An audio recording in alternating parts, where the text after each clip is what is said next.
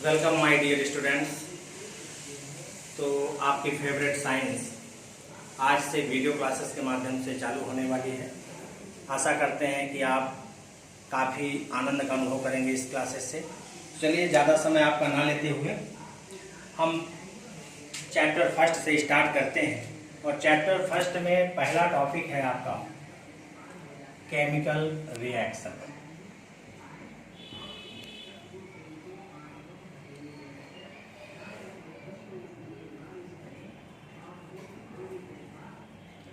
Chemical reaction, पहली चीज़ तो ये कि केमिकल रिएक्शन ये होता क्या है। पूर्व की क्लासेस में आपने फिजिकल रिएक्शन और केमिकल रिएक्शन के बारे में अध्ययन किया है। इन अध्ययनों को थोड़ा सा देख लें या उनको मेमोराइज कर लें तो हम अपने दैनिक जीवन में भी बहुत सारी रिएक्शंस, बहुत सारी अभिक्रियाएं होते हुए देखते हैं, पर कभी गौर नहीं करते। पहला क्या है, किसी भी खुले जगह पे, जैसे आपके अपने घर में दूध को अकेला छोड़ देना, इसका रिजल्ट क्या आता है कुछ घंटों बाद आप अच्छी तरह से जानते हैं। दूसरा, किसी लोहे की कील, बर्तन, तवा, कढ़ाई, कुछ भी यदि आप नम क्षेत्रों में या बरसात के दिनों में बाहर छोड़ देते हैं तो अपने कलर को डिस्टर्ब कर लेता है। तीसरा, अंगूर का पकना। चौथा, डाइजेशन। पांचवा, आपके भोजन का पकना। इन सारी चीज़ों में आपको कुछ ना कुछ कॉमन दिखता होगा। यदि आप सोचें तो आपको ऐसा लगेगा कि नहीं, कोई ना कोई एक ऐसा परिवर्तन है जो इनके अंदर एक्यूर हो रहा है। वो परिवर्तन क्या है? चेंजिंग। अब वो चेंजिंग किन किन क्षेत्रों में हो सकता है? उनके कलर में हो सकता है, उनके स्टेट में हो सकता है, उनके टेस्ट में हो सकता है, किसी भी तरीके से वो चेंजिंग हो सकते हैं। यही चेंजिंग या यही परिवर्तन ही हमारे केमिकल रिएक्शन का आधार है। जब किसी कंपोनेंट में या किसी अभिकारक में किसी बाह्य कंपोनेंट से या किसी बाह्य अभिकारक से जब वो क्रिया कर लेता है तो वो इस प्रकार से विभिन्न क्षेत्रों में अपने परिवर्तन को प्रदर्शित करता है। तो इस प्रकार से एक हम साइंटिफिक एग्जाम्पल लेते हैं। सबसे पहला एग्जाम्पल है मैग्नीशियम का एक रिबन। टीचर की उपस्थिति में करें तो बेहतर रहेगा। मैग्नीशियम की एक रिबन को हम लैंप में बर्न करते हैं, जलाते हैं। मैग्नीशियम का कलर आप अच्छी तरीके से जानते हैं। मैग्नीशियम का कलर कैसा होता है? मैग्नीशियम का कलर कैसा होता है? Reddish brown. कैसा होता है? Reddish brown. जब आप उसको एयर की उपस्थिति में बर्निंग लैंप में जलाते हैं तो वो श्वेत लौ के साथ, सफेद लौ के साथ जलकर और एक पाउडर देता है। वो आपका व्हाइट पाउडर होता है। अब चेंजिंग क्या हुई? रेड से व्हाइट। चेंजिंग क्या हुई? रेड से व्हाइट। अब इस प्रकार से आप देखिए कि ये मैग्नीशियम रिबन जो पहले रेडिश ब्राउन था अर्थात रेड था, वो जलने के बाद व्हाइट पाउडर में परिवर्तित हो गया, अर्थात इसके कलर में चेंजिंग हुआ और इसके स्टेट में चेंजिंग हो गई। ये आपका आ गया। दूसरा आपका उदाहरण आता है, आप कुछ जिंक ग्रेन्यूल्स को ले लीजिए एक कोनिकल फ्लास्क में और उसमें डाइल्यूट हाइड्रोक्लोरिक एसिड या डाइल्यूट सल्फ्यूरिक एसिड डालिए। थोड़ा सा सावधानी बरतिएगा, काफ़ी झुक कर फ्लास्क में आप इन एसिडों को ना डालें तो ज़्यादा बेहतर होगा, नहीं आपकी आंखें प्रभावित हो सकती हैं। आपको कुछ ना कुछ परिवर्तन नजर आएगा, पर यह परिवर्तन फिजिकली नहीं होगा। ये परिवर्तन आपका टेम्परेचर का हो सकता है। आप उसको स्पर्श कीजिए, टच करिए, आपको ऐसा लगेगा कि उसकी टेम्परेचर हीट हो रही है, बढ़ रही है। इस प्रकार से इन परिवर्तनों के आधार पर हम कह सकते हैं कि जब कोई परमाणु किसी दूसरे परमाणु से आपस में अन्योन्य क्रिया करता है, वहाँ पर रासायनिक अभिक्रिया घटती है या रासायनिक क्रियाएं होती हैं। रासायनिक क्रियाओं के आधार हमने आपको पहले बता दिया कि या तो उनके रंग में परिवर्तन हो सकता है, उनकी अवस्था में परिवर्तन हो सकता है। ये अवस्थाएं क्या होती हैं? कक्षा 9वीं में हमने आपको बताया था कि पदार्थ की मुख्य रूप से 3 अवस्थाएं होती हैं, solid, liquid and gaseous.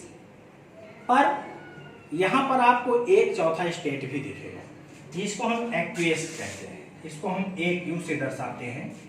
Aqueous क्या होता है? एक्वियस जब जल में कोई घुलनशील पदार्थ को घोल दिया जाता है तब हम उसको सॉल्यूशन कहते हैं, अर्थात होता तो वो तरल ही है पर उसमें सॉल्वेंट और सॉल्यूट अर्थात विलायक और विलेय दोनों मिले हुए होते हैं, घुले हुए होते हैं, इसलिए उसको हम लिक्विड के अतिरिक्त एक्वियस या तरल कहते हैं। Well done. तो ये आपका पहला टॉपिक केमिकल रिएक्शन पूरा हुआ। अब हम इसी चैप्टर के अंतर्गत इसमें 2 चीजें, केमिकल रिएक्शन एंड इक्वेशन, एक चीज इसमें और जुड़ा हुआ है, इक्वेशन। ये इक्वेशन क्या है? आपने मैथ में भी पढ़ा होगा, समीकरण। समीकरण कैसे बनाते हैं, क्या करते हैं, आइए एक बार देख लेते हैं।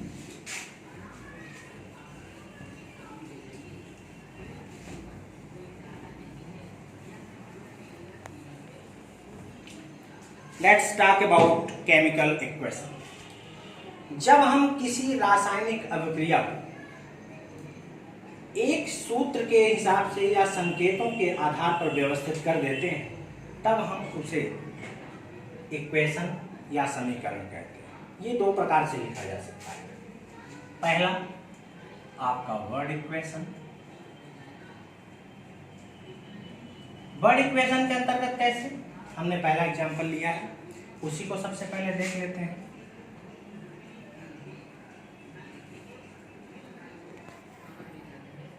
Magnesium plus oxygen equal to magnesium oxide. ये आपका हो गया वर्ड इक्वेशन। अर्थात यहाँ पर जो पहला आपका मॉलिक्यूल हो गया मैग्नीशियम, थिंग, दूसरा आपका हो गया ऑक्सीजन और ये आपका तीसरा हो गया प्रोडक्ट। तो जो आपका प्रोडक्ट, पहली चीज तो जो केमिकल रिएक्शन होती है वो किन्हीं 2 अथवा 2 से अधिक अभिकारकों के आपस में क्रिया करने के फलस्वरूप उत्पाद या प्रोडक्ट का निर्माण करना। तो ये आपके रिएक्टेंट हो गए। क्या हो गए? रिएक्टेंट। अब इन रिएक्टेंटों को इनके नाम के आधार पर लिख दें तो ये आपका वर्ड इक्वेशन हो गया। फिर भी ये बड़ा सा दिख रहा है, यदि आपको इसको और छोटा करना है तो हम इसके संकेतों पर गौर कर सकते हैं। अर्थात मैग्नीशियम को केमिस्ट्री में Mg लिखा जाता है। क्या लिखा जाता है? Mg। और ऑक्सीजन को O अर्थात O2 equal to MgO, magnesium oxide. देखिए कितना सरल और कितना सुंदर दिख रहा है। इस डेटा को आप कहीं भी सुरक्षित रख सकते हैं। संकेतों के आधार पर इसे बड़ी आसानी से और बड़े छोटे या कम शब्दों में समझा जा सकता है। परंतु इसमें एक प्रॉब्लम है। वो प्रॉब्लम क्या है कि यदि हमें समीकरण लिखना है, समीकरण दर्शाना है तो हमको एक चीज और देखनी होगी। दोनों अभिकारकों में मौजूद परमाणुओं की संख्या आपके प्रोडक्ट की ओर बराबर आनी चाहिए, तभी उसको हम संतुलित या बैलेंस्ड इक्वेशन कह सकते हैं। क्या ये अभी संतुलित है? आप लोग अभी गौर करिए, यद्यपि आप मेरे सामने नहीं हैं, फिर भी आप एक बार देख के बताइए कि क्या दोनों रिएक्टेंट में मौजूद परमाणुओं की संख्या प्रोडक्ट की ओर बराबर है कि नहीं है। आप ये हमेशा याद रखिएगा कि जहां पर प्लस का सिंबल होगा वहां पर रिएक्शन टेक्स प्लेस होगी। अर्थात 2 रिएक्टेंट जब आपस में योग होते हैं तो यहाँ पे प्लस लिखा जाता है, ऐसा नहीं है। जब दो रिएक्टेंट आपस में क्रिया करते हैं वहां पर हम प्लस का चिन्ह लगाते हैं और ये एरो हमको दर्शाता है कि अभिक्रिया होने के बाद ये उत्पाद बना हुआ है।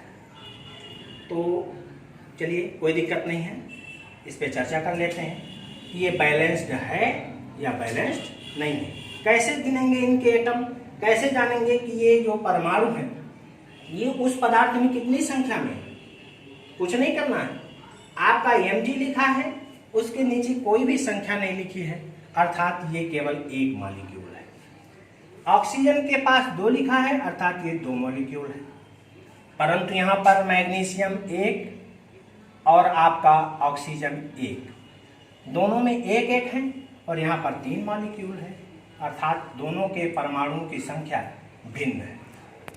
तो ये संतुलित या बैलेंस्ड इक्वेशन नहीं कहा जा सकता।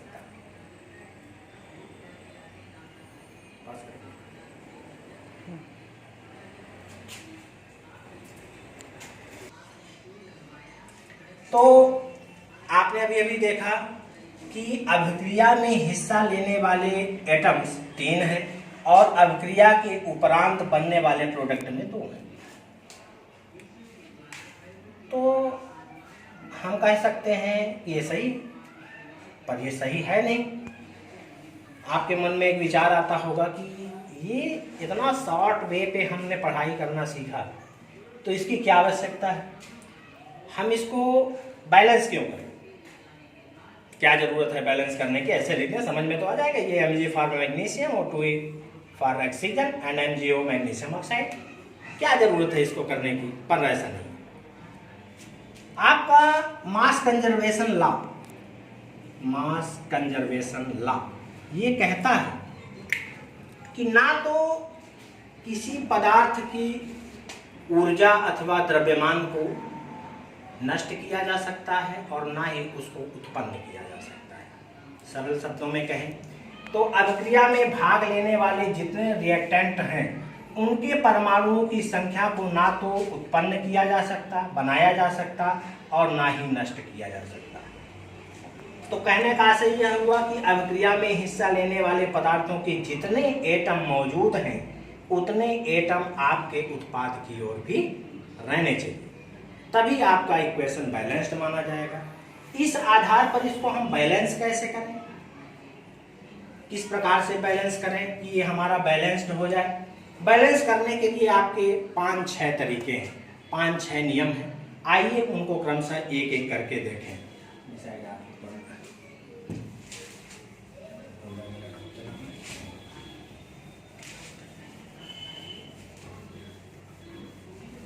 चलिए सबसे पहले हम उस इक्वेशन को फिर से लिख लेते हैं, Mg plus O2 equal to MgO। अब इसको बैलेंस्ड करने के लिए सबसे पहले हम इन पे एक ब्लॉक खींच देते हैं, गोला लगा देते हैं, ब्लॉक बना देते हैं। ये ब्लॉक लगाने का मतलब क्या हो गया कि इनके अंदर परमाणुओं की संख्या में हम छेड़खानी नहीं कर सकते। इसको बनाने के लिए या इसको संतुलित करने के लिए इनके पहले, इन मॉलिक्यूल्स के या इन एटम के पहले इनका मल्टीपल या गुणांक लगाकर हम इनकी संख्या को बराबर कर सकते हैं। तो देखिए ये किस प्रकार से है, कैसे है। मैग्नीशियम आपका 1 है तो इधर आप एक चार्ट बना लीजिए, एटम, रिएक्टेंट और इधर प्रोडक्ट।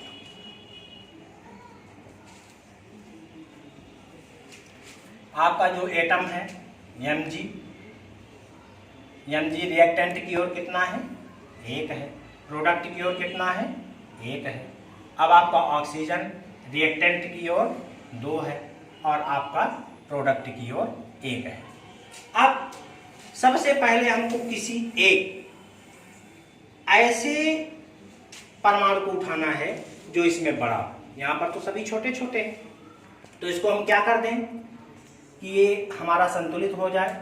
ऑक्सीजन की संख्या यहाँ पर 2 है, यहाँ पर 1 है, तो हम सीधे यहाँ पर 2 कर दें और तो यहाँ पर हो जाएगा आपका 2Mg, फिर 2O2 equal to MgO। Reactant की ओर 2Mg, तो यहाँ पर कर दीजिए 2 और यहाँ पर 1 है। अब आप यहाँ पर कर दीजिए 2Mg, 2MgO, 2 magnesium 2 magnesium, 2 oxygen और 2 ऑक्सीजन, आपकी संख्या बराबर हो गई। इधर रिएक्टेंट की ओर 2 मैग्नीशियम, इधर ये प्रोडक्ट की ओर 2 मैग्नीशियम, इधर ऑक्सीजन की संख्या 2 और इधर ऑक्सीजन की संख्या 2। इस तरीके से आपके रिएक्टेंट और प्रोडक्ट दोनों में पदार्थों के परमाणुओं की संख्या गिनने पर आपकी बराबर आ जाती है।